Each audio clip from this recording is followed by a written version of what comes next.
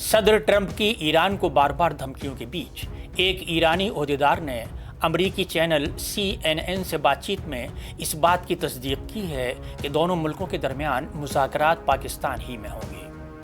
انہوں نے یہ بھی بتایا کہ دونوں ممالک کے وفد کی اتوار کو پاکستانی دارالحکومت پہنچنے کی توقع ہے، اگرچہ امریکی حکام نے اب تک اس کی تصدیق نہیں کی ہے، لیکن صدر ڈونالڈ ٹرمپ نے کہا ہے کہ بہت سی اچھی چیزیں ہو رہی ہیں اور جلد ہی ایک معاہدہ ہو سکتا ہے۔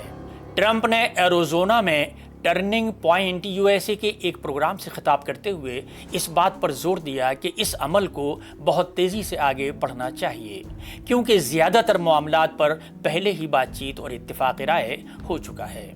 یہ پیش رفت مغربی ایشیا میں کشیدگی کو کم کرنے کے لیے نئی سفارتی کوششوں کے درمیان سامنے آئی ہے۔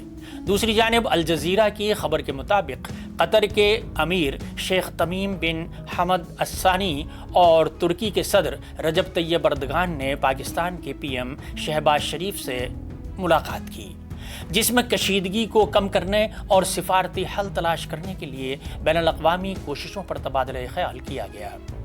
واضح رہے کہ اسی ہفتے جمعرات کو پاکستانی فوج کے سربراہ جنرل عاصم منیر نے تہران میں ایرانی پارلیمنٹ کے اسپیکر محمد باقر قالیباف سے ملاقات کی تھی۔ منیر کا دورہ امریکہ اور ایران کے درمیان بیک چینل رابطوں کے درمیان عمل میں آیا ہے، جس میں پاکستانی پیغامات کا تبادلہ کر رہا ہے۔